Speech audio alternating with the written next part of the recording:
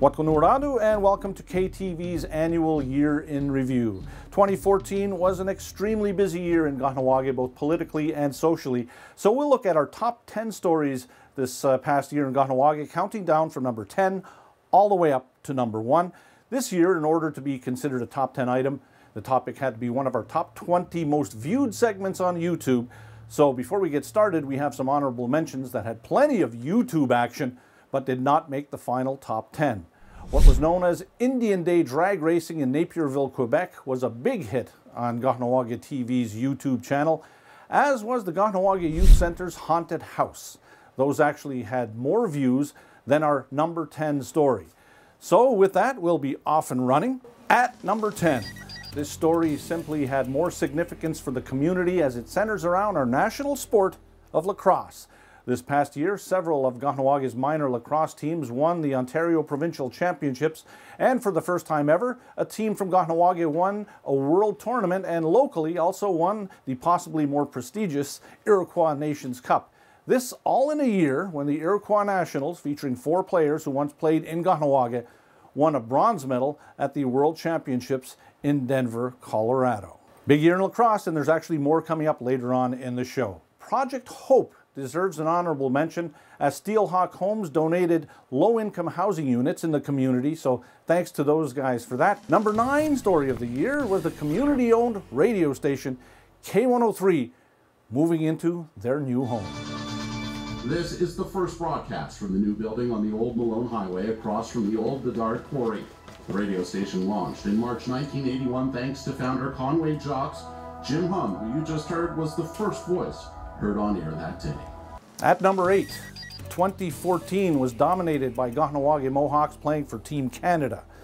Not only did we celebrate the 30th anniversary of Elwyn Morris's winning the gold and bronze medals in the 1984 Olympics, also Olympian Wanique Horn-Miller was the flag bearer at the Pan Am Games for Team Canada, and local hockey standout Brooke Stacey became the first Mohawk to dress for Team Canada at the World Hockey Championships and was a key part of the Canadian Under-18 Women's World Championship team. It was good. It wasn't any different than playing here, I found, so. Really? You didn't feel like the pressure or anything? Oh, well, all the fans and like the pressure of having to win again because they won last year. So it was, yeah, there was pressure, but it was still just to go out there and have fun and win. At number 7, the North American Indigenous Games was a record medal haul for Team Eastern Door and the North, of which Kahnawà athletes are a part. KTV was there for all of the action, and you can actually see all of the footage at teamkahnawaga.com. Hello, Canada, and welcome to the 2014 North American Indigenous Games. Today, we gather together and honor those who have dedicated themselves to sport. They are the embodiment and commitment of achievement. The 5,000 athletes that will enter the stadium in just a few moments remind us all that we each have unlimited potential. They inspire us to try harder and do better. So let's get ready to show them how proud we are.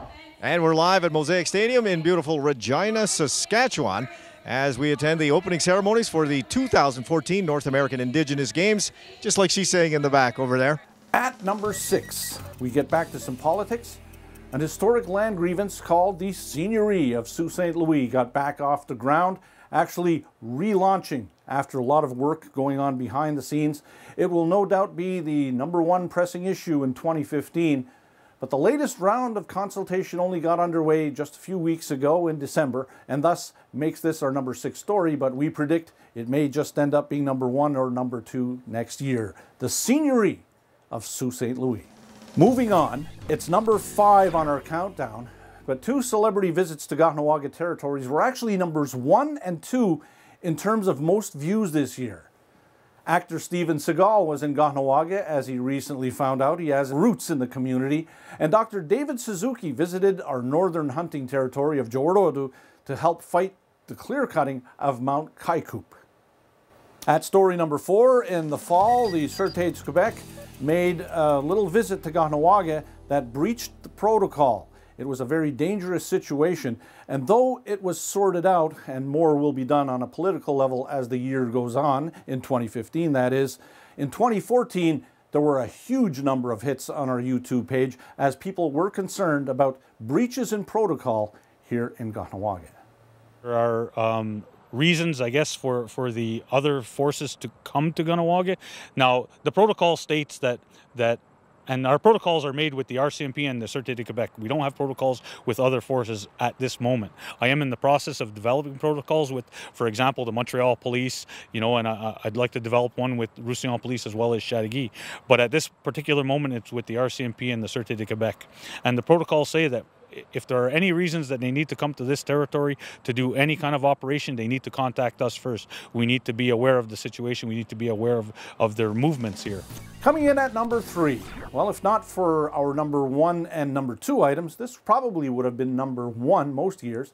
Coming in at number 3, Canada's new tobacco law called C10, which criminalizes what we have here in Kahnawake considered our people's right to carry on commerce. The anti-contraband tobacco ads were at the heart of this issue this past year.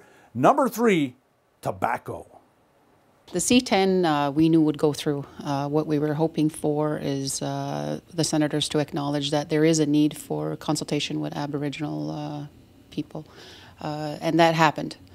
So we're disappointed, of course, that there wasn't more support, but what we were told by Senator Charlie Watt was that because of the Conservative government with the majority that they have, it's just to be expected. So we're not surprised, but we were hoping for a little more than just, you know, the 2 that spoke out on it. Coming in at number 2, as we got into January, the First Nations Education Act not only resulted in the resignation of former AFN leader Sean Atleo, but was another one of those issues that brought the community together as we fought for the right to control our own education.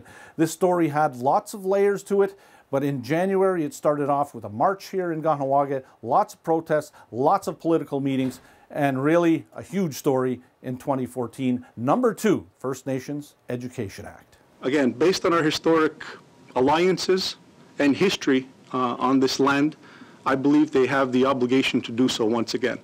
This is historic. If it's allowed to run through, and I'm sure my colleagues here from the other provinces and other territories will say the same thing in terms of not allowing it to happen, we need to assure that they hear us. So we're here again today to describe to you, not only in those words, but others as well, what our positions are, but I think it must remain consistent and strong, and it is about control. It's not about money. Which brings us to our number 1 story of the year, which really is no surprise. It's not an appealing topic, but there's no doubt it was number 1. Membership. Some call it evictions, others say non-native residency. Whatever you call it, it was number 1. The issue still ongoing as the new residency law has been proposed. Also, amendments to the current law are in the community decision-making process and should be re-entering in early 2015. There's an ongoing lawsuit. All of that means that is our number 1 story of the year, membership. My aunt married out a few years ago. My mother's aunt, she's my great aunt. She knew the law, and I was brought up the same way. You marry out, you leave. It doesn't rip apart families. You know, I'm 8 minutes away. Seriously, it takes me longer to get to work than it does to get to my mom's. I'm very much a part of the community. Well, I'm very happy with the turnout, definitely. This is the most people I've seen at a community meeting in I don't know how long. So it just goes to show that the community is really passionate about the issue. We got to hear, you know, good debate from both sides of the issue.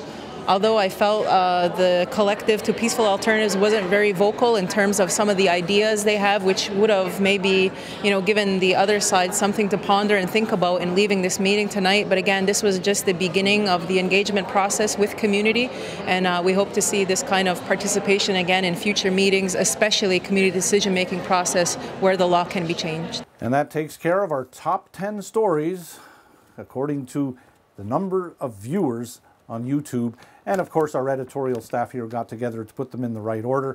But it was a very busy year in 2014, and we hope that our list brings you back to that year and makes you think, because there's lots that's going to happen. Membership, of course, will continue to be big. And also, the Kahnawà Justice Act, something that didn't make it into the number of views, is still huge.